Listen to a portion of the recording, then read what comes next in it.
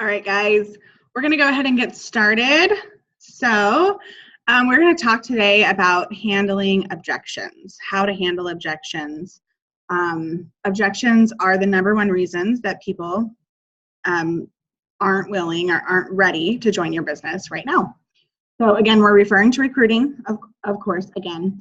So I printed off a ton of different stuff. I did a bunch of different research. I'm not great at this. So forgive me as I totally look at my notes the whole time, but hopefully together we can do some research and really figure out what works the best. So the one that I found that I liked the most is there's a method called feel, felt, found. Okay, pretty basic. So the point of that is that whenever someone says, for example, they give you an objection and you say, oh my goodness, I so understand how you feel. Okay, so you're pulling in the feel first. And then you can say, my downline or my friend so-and-so felt the same way when she first got started. But here's what she found. And basically, it is you're validating them. At the same point, you are sharing something that worked for someone else. Leslie says all the time, and I'm a huge believer, facts tell, stories sell. Take advantage of other people's stories. When Glealar was here over a year ago, she was so cute as she shared her story with us, and she said, now you know my story. And when you are talking to somebody who's a salon owner who might be in a similar situation, you can say, my friend Glealar lives in, where she lives. I don't remember. I think it's Montana. She lives in Montana. She runs a salon, and this is what happened with her. This is how it worked for her. So as you take the time to read the Acclaim magazine, if you don't have a copy of the first and the second one, get them, acquire them. You can still buy them in the back office. Just because they're older does not mean they're outdated. They just have different stories in them, different people's stories in them. I'm sure they will introduce a new one at seminar. That's pretty standard of what they're doing right now. So there will be more stories in them. Know those stories. Study those stories. Make sure you understand them so that then you can take them and share them, okay? So we're going to go over some different objections, okay? So one objection we hear all the time is, I'm so busy, I just don't have time to do this, right? There's just no time. I understand how you feel. Start that. You always want to make sure that you understand, okay? Are you how they feel? I felt the same way when I got started. Okay, I'm reading an example. She says, I was teaching kindergarten full-time and working this business very part-time. But that's not uncommon. We found that most people work this business part-time. Be honest. Share what's, working it into your everyday life in your own time, just like 10 to 15 hours a week. You can get started that way, okay? Lots of people work their businesses very successfully part-time. Start talking to people. Start reading those magazines and see, a lot of them started out part-time. They had no intention of building an empire, and yet they did. So, or a queendom or whatever. So the stories are really what's going to sell it for you. So you want to talk about someone to this person that didn't have a lot of time and yet found a way to squeeze it in, okay? Next one, I hear this all the time. I don't have the money to get started. Just can't do it. So again, you can talk about things like, oh my gosh, I can totally appreciate that. I mean, with this recession, with everything that's going on right now, it can be really tough. But you can say, what if I can teach you a really quick way to earn money back? And talk about your fast starts. Talk about all the products that they'll earn for free. Talk about how they'll get 50% off in their first order, which is unreal if they do the 300 PV or more. Another way, if they just aren't comfortable laying all that money down in the beginning to get that order, to have stuff to sell so that their wagon is full, then talk about things like having a garage sale or having them host a party. You be the consultant, just like start off with the launch party before they even sign. And then use the profits from their party to not only sign them up, but then also to help place that first order for them. Pretty common. I do that a lot. The other one, I'm not a salesperson. Terrific. Neither am I. I'm a shares person. You can talk about, it's the business of sharing. As women, we find something awesome and we're like, oh my gosh, you have to try this. It's so awesome. Blah, blah, blah, blah, whatever. So think about it as sharing. Okay, you're not selling anything. Another one. I don't know anybody. I just moved here. I don't have any friends. Nobody would come. You know, nobody would buy anything from me. Stories are powerful. Okay. So here's a story I want to share with you. So it says, when I started my business, I had just moved, had just gotten married. I was a formerly shy teacher in my 20s and truly didn't know very many people. But through the profession of direct sales, right, she was able to expand her network and not only meet new customers and consultants, but also new friends. She said by the time she was 29, she was in her company's 6-figure monthly earner. And she began, she was making a 6-figure monthly income by the time she was 29, okay? So it's not necessarily about who you know, but the people that you'll meet and the people that you're referred to. So it's not a business where you need to have a lot of connections. Do the connections help? Sure, go for it. It might come faster, but you're still going to make those connections as you do the business. Next one, I don't want to bug my friends and family. I don't like it. It's not fun. They don't want, they're not interested, whatever it is. Well, good. I don't want you to beg your friends and family either. That would not be a good thing. That's not what I do. Basically, I just share what I'm doing and pick their brains to see if there's anyone they know that would be great at this. So you're using friends and family as a referral system, not because, okay, who else would buy this? It's, oh my goodness, who do you know that needs this kind of amazing opportunity? Who do you know that loves makeup? And most likely, a lot of them are going to be people you don't know. And that's where the referral system works and you start building. Okay, so another one is, I need to try the products first.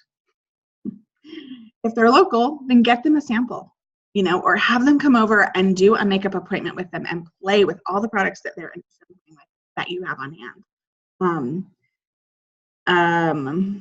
Another thing you can say, of course, is that if they order right away and they get a whole bunch of stuff, they can try them out themselves. So, or if they just want to order from you to start with and try it that way, that's fine too. If they're farther away, that's not a big deal. But ideally, it would probably be better to send them some sort of a sample. Okay, my favorite one is when they tell you, oh, that's one of those pyramid scheme things, right? Like, oh. So it's kind of funny because pyramid schemes are illegal. They don't exist. SoundAgents is not a pyramid scheme. Basically, a pyramid scheme means that there's no exchange of goods or services at all. So there's no products that are being sold or received or anything like that. So basically, pyramid schemes don't exist anymore, or they're immediately caught by the FDA and they're gone. So the biggest thing that once you're done with talking through objections with people, and again, remember the feel, felt, and found. Those are the 3 hallmarks.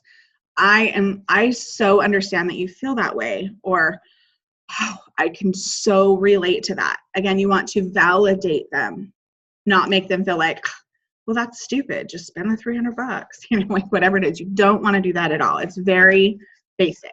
So first of all, validate them. Then you say, so it's feel, then felt. So you're going to then bring a story or a person or a thing into it. My friend felt the same way, or I have had times when I've felt that way too. So I totally, I get it. And then bring that story in, because the stories are what sell. They think, oh, well, if they did this, I could do this. The fact that they have objections is a good thing. You want people to have objections. You don't want people just to come to me like, yep, bring it. Where do I sign? A lot of times those are the people that don't do anything. The objections means they're seriously considering it, honestly trying to figure out how it might work into their business. So you are not goading them into anything. You're just helping them work through those objections and see how it could be, which is great. So then at the very end is the closing. And this is the part I'm not very good at, Holly and Ani. This is the part I need help on. But so it says, when you're done answering questions and handling objections, move on to the close. And I love what she uses here. She says, this lady, her name is Sarah Robbins. Anyway, she says, ask them if they have any final questions. And then you say, so on a scale from 1 to 10, how interested are you in the opportunity? How interested are you in signing? How interested are you? You could even use it towards how interested are you in hosting a glamour demo, like whatever it is, okay? If they say 5 or higher, then you say, what would make it a 10? So you're giving them a chance to bring out any other objections they still have that are rooted inside of them that they either just weren't comfortable sharing or for whatever reason. This worked really well and it exposes their very final objections, okay? And so then you can go through, work through those, answer those for them, and then say, let's do this, let's get you started. You're asking them to join you. Even if they say now, or even if they say now, no, even if they say no right now, it's not a denial as much as it is just a delay. It might just be that it's not a good thing right now, okay? It doesn't mean no forever, I guess. So get them started with some products. At that same point in the conversation, do you know anybody that you think would be good at this? That you think just absolutely loves makeup or is all about lipstick or is always trying every kind of skincare they can possibly get their hands on. But basically, you want to make sure that you are following up with them in every way possible.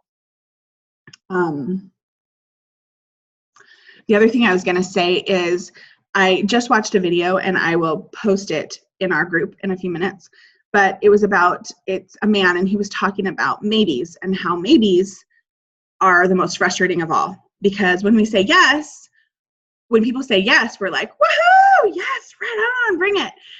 When they say no, we know where they stand and it's fine. But when they say maybe, then we're like, okay. So we're like hopeful that they're interested, but until we get them to say no or yes, we don't know. And those are the ones that are so frustrating to us. They take, he talked about it as they take all of our energy because we have this hope inside of us that they're gonna sign. And so his suggestion was to get them to yes or no as quickly as possible. Often people say maybe because they don't know how to tell you no, or they're afraid of telling you no. So just make sure that you do your best to get them to know. Like, let's just mark it off and be like, oh, that's a no, here we go, and move on to the next person. You can always, again, it's not a no forever, it's a no right now. And that's okay too. No is not a bad thing, but make sure that people know it's okay to say no. You know, if this isn't the right fit for you, that's totally okay. But but a yes or a no. Let's see where we're at. No maybes. So anyway, that's my 2 cents. That's what I found on objections. So I hope that was helpful. Anyway, I hope it worked. Hope it was good. If you need more information, let me know, but I will post that video in our group chat in a few minutes. And I will make sure to go ahead and put this one in YouTube like we did last week too. So, talk to you later. See you. Hey. We will see you next Thursday at 11:30. Yep. Bye. Or tonight at Talk Talk. Oh yeah, tonight. For local. Bye. Bye. Yeah.